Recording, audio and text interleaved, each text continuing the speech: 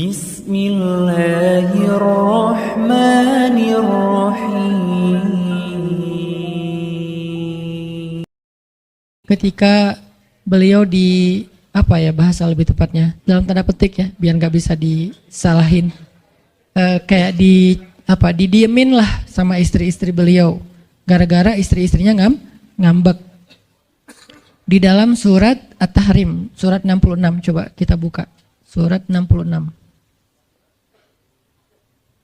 Ini juga kalau teman-teman baca kisah surat ini tuh luar biasa ya, kita kayak baca novel atau kayak nonton film, keren banget. Saya memang senang banget dengan sirah Nabi dan para anbiya, dan terutama kalau sirah ini berbentuk storytelling, bukan data sejarah ya, karena membaca data sejarah itu emang agak-agak liar sih.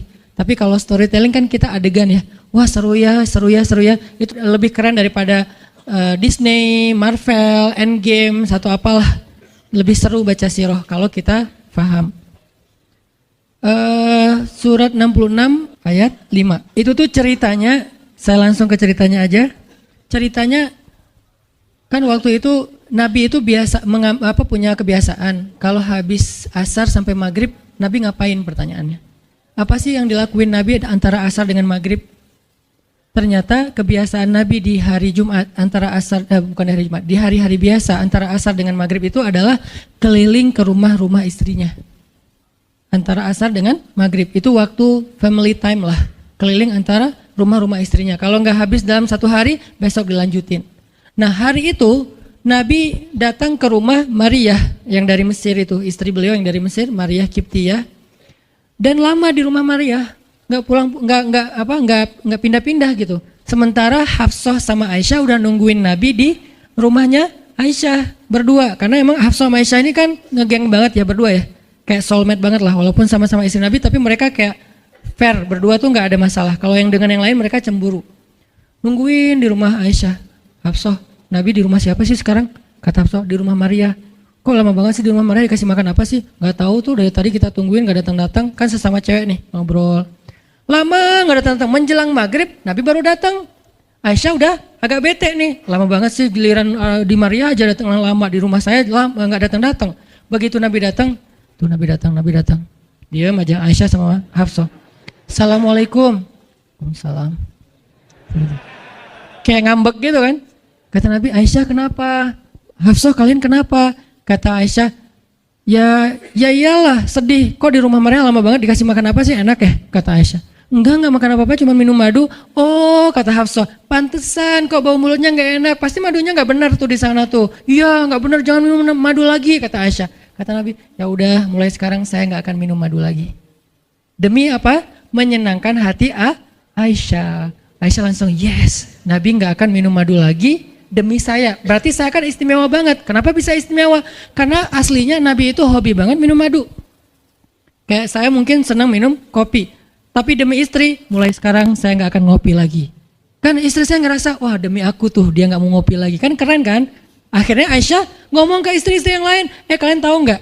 Kata Aisyah, kayak ngomong di grup gitu kan. Tapi grupnya bukan grup WhatsApp, grup mereka gitu. Kalian tahu gak? Nabi sekarang gak akan minum madu lagi loh. Kenapa? Karena aku. Wah keren ya Aisyah, istimewa banget ya, sampai Nabi rela gak minum madu, padahal madu itu baik, Nabi senang juga demi Aisyah, ya demi aku gitu. Akhirnya Aisyah bahagia. Allah gak ridho. Begitu Nabi ngomong kayak gitu, Allah turunkan ayat pertama surat At-Tahrim, ya ayuhan Nabi. Jibril langsung turun, ya Rasulullah ada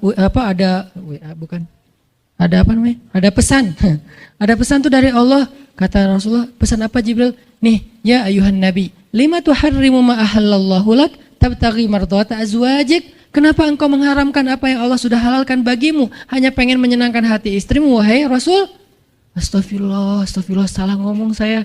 Mengharamkan ya Allah halalkan. Astagfirullah ya Allah, mulai sekarang saya akan minum madu lagi. Astagfirullah, maafin saya ya Allah. Jibril balik ke Allah, kasih tahu Nabi akan minum madu lagi.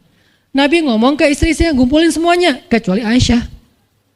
Semuanya dikumpulin. Ada Hafsah di situ. Wah istri-istriku, maaf ya, aku salah ngomong kemarin depan Aisyah. Sekarang aku akan meralat. Mulai sekarang aku akan minum madu lagi di rumah-rumah kalian. Jadi kalau sore aku lagi datang, siapkanlah madu seperti biasanya. Terus istri-istri Nabi ngerasa, Masya Allah, Nabi sekarang minum madu lagi demi kita, gitu kan ya. Kan antara mereka kan saling pengen nunjukin siapa yang paling istimewa kan. Demi kita sekarang Nabi udah minum madu lagi. Nabi sampai meralat kata-katanya. Akhirnya ternyata kalimat itu sama Hafsah disampaikan ke Aisyah. Kalau bahasa sosmed kita di capture, di forward. Kan bahaya banget kan. Disampaikan ke Aisyah. Aisyah tuh lihat Nabi sekarang minum madu lagi loh. Demi siapa coba? Demi kami. Aisyah, innalillah, jadi Nabi gini. Cuman Aisyah nggak sampai ngomong kayak kita. Dasarnya cowok di mana aja sama gitu. Itu mah kata-kata cewek sekarang ya. Kalau Aisyah kan elegan kan nggak ngomong gitu. Akhirnya pas Nabi datang Aisyah diam. Aisyah diam. Kata Nabi, Aisyah kenapa? Aisyah kenapa? Oh jadi gitu. Di belakang ternyata sekarang minum madu lagi. Hah? Nabi langsung datangin sama Jibril. Rasulullah tahu nggak kenapa mereka rame-rame sekarang? Siapa yang ngasih tahu nih ke Aisyah? Jibril ternyata jadi penengah. Makanya jangan macam-macam deh sama Nabi. Ada Jibril, ada Allah kan susah gitu membuat rahasia. Tahu nggak Rasulullah kenapa Aisyah ngambek? Kenapa wahai Jibril? Gara-gara Hafsah ngebocorin rahasia Nabi kepada Aisyah. Oh ini kerjaan Hafsah kata Nabi. Oke, Hafsah. Panggil nih Hafsah. Dipanggil Hafsah, kata Nabi, Hafsah, kamu udah membocorkan rahasia saya. Ini menurut sebagian tafsir. Memang ada banyak tafsir sih. Salah satu tafsirnya kayak gitu. Hafsah, kamu udah membocorkan rahasia aku. Dan sekarang istri-istri pada ngambek. Istri yang lain juga ikut ngambek sekarang gara-gara Nabi kayak sekali minum madu, sekali nggak minum madu. Yang lain pada diam semuanya. Datang ke rumah Ummu Salamah. Assalamualaikum, Ummu Salamah, waalaikumsalam. Tadi kayaknya aku belum selesai jemuran, dah langsung pergi jemuran. Nggak mau ngomong sama Nabi. Maria, assalamualaikum, waalaikumsalam. Kayaknya tadi aku lagi sibuk nyetrika deh. Jadi nggak ada yang mau ngomong sama Nabi. Diam semuanya. Nabi kan jadi sedih kan. Gara-gara siapa coba? Gara-gara Hafsah. Akhirnya Nabi bilang, Hafsah, aku kecewa banget dengan sikap kamu. Kamu nggak jaga rahasia aku. Sekarang aku antar kamu pulangnya ke rumah Umar. Bahasa lainnya diceraikan. Hafsah dicerain sama Nabi. Kerennya Hafsah pas digituin, dia cuma nangis. Dia nggak bilang, ya Rasulullah, Rasul tega nyerain saya, tuh saya gimana? Gitu. Enggak.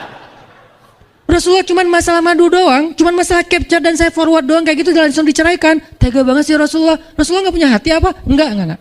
Hafsah tuh diam. Ini nih keajaiban diam yang lain ya. Diceraikan sama Nabi. Innalillah, astagfirullahaladzim. Hafsah yuk kita pulang ke rumah Umar. Iya ya Rasulullah, pulang aja. Baik banget nih Hafsah, soleha banget. Jadi by the way emang semua istri Nabi itu soleha, cuman namanya perempuan kadang-kadang muncul sifat dasarnya mereka cemburu, mereka sedih, mereka baper. Tapi itu manusiawi dan perempuan yang soleha pun merasakan hal itu. Hafsah pulang ke rumah Umar. Assalamualaikum, waalaikumsalam, dibuka sama Umar. Ya Rasulullah, Hafsah langsung masuk ke kamarnya. Ya Rasulullah, anak saya bikin salah apa? Pasti dia nyakitin Rasulullah ya. Maaf ya Rasulullah. Langsung Umar marah-marah. Hafsah, kamu ngapain sama Rasulullah? Hafsah diam aja. Dimarahin habis-habisan sama Umar.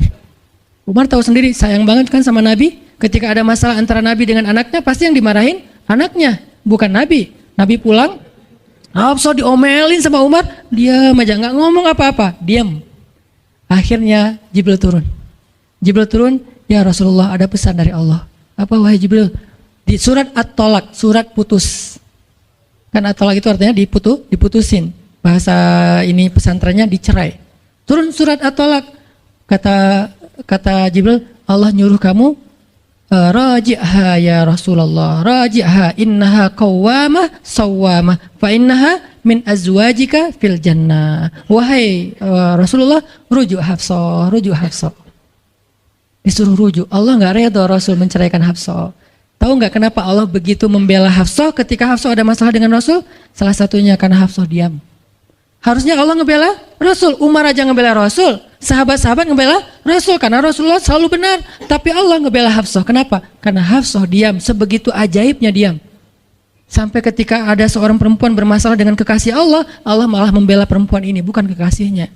Raji'ha ya Muhammad, rujuk Hafsah, dia itu istrimu di dunia dan di surga. Akhirnya Rasulullah, jadi saya rujuk wahai Umar, ya Hafsah masih nangis di kamarnya. Balik lagi Rasulullah naik onta ke rumah Hafsah, assalamualaikum, waalaikumsalam. Ya Rasulullah, udah saya marahin tuh. Hafsah kata Umar, udah nggak apa-apa Rasulullah, udah nggak usah bersedih, udah saya marahin habis-habisan dia tuh.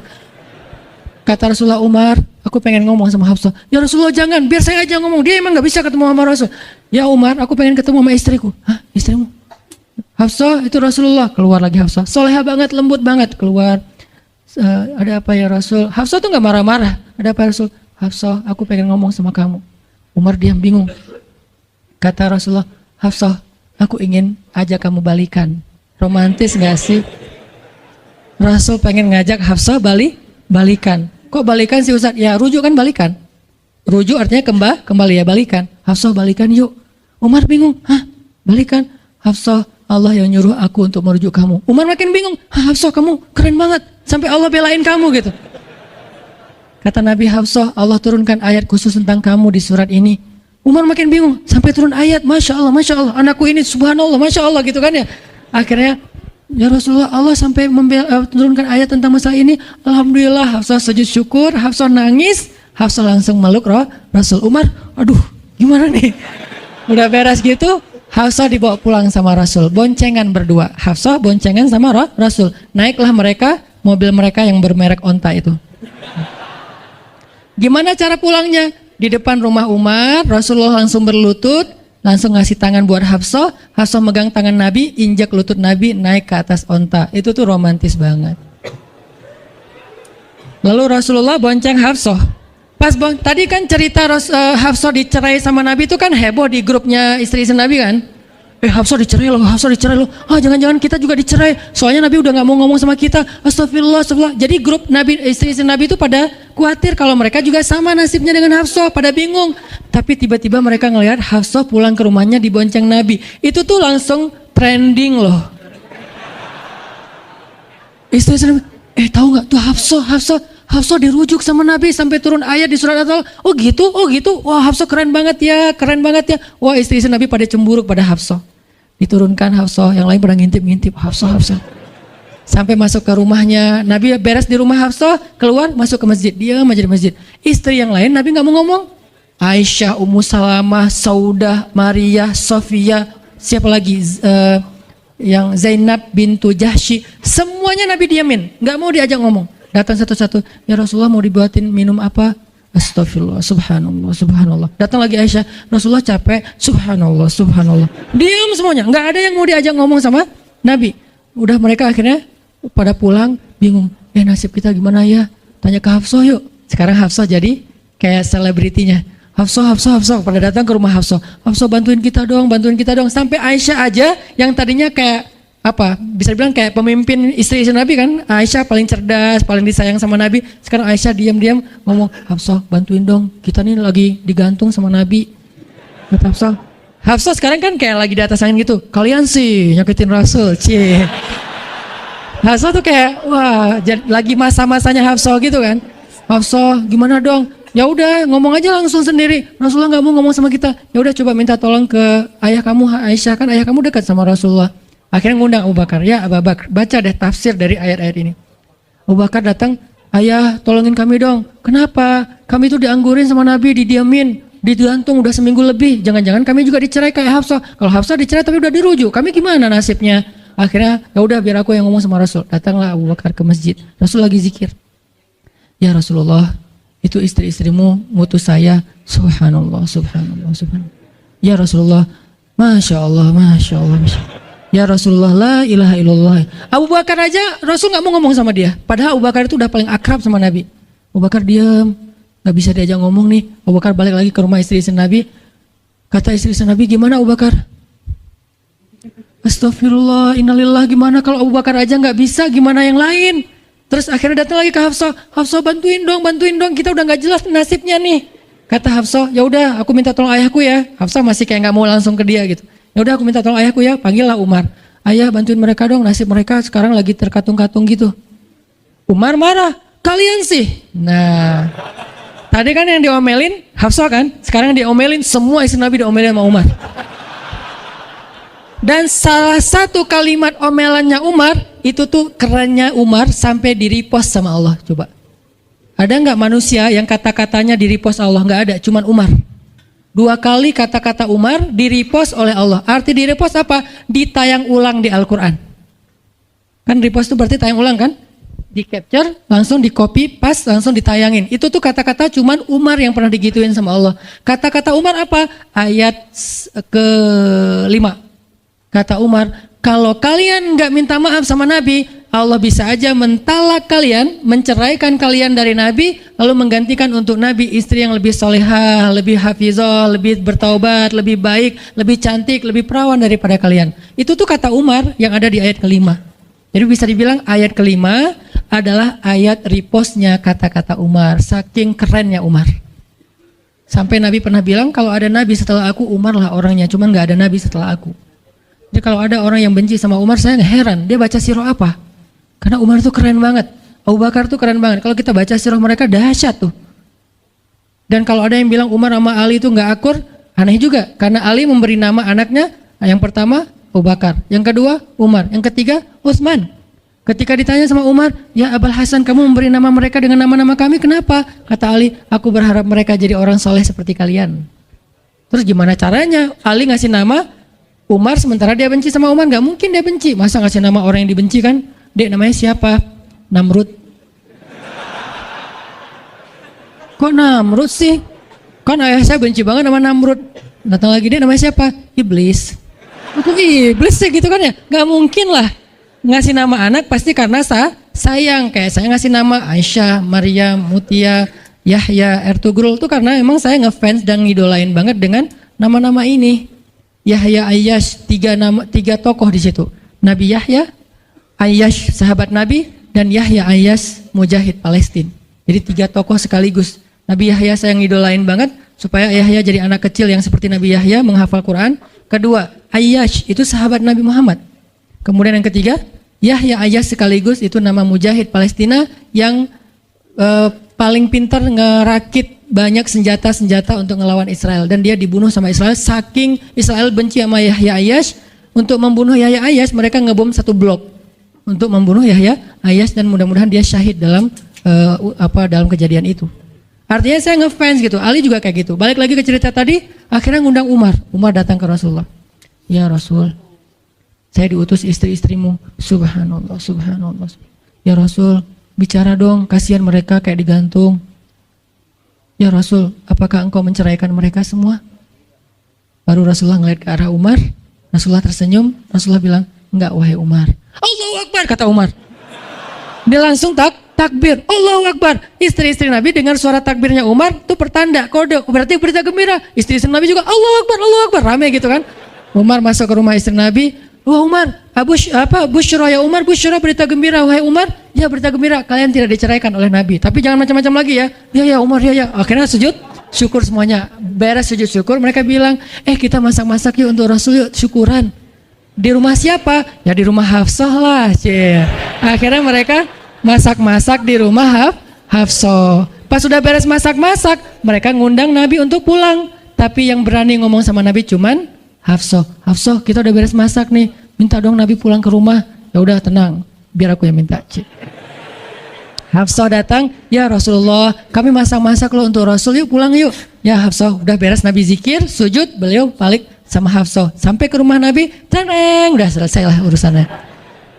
Apa yang terjadi setelah itu Ustadz? Udah gak ada riwayatnya, jadi gak bisa diriwayatin. Pokoknya beres itu mereka pun hidup bahagia selamanya.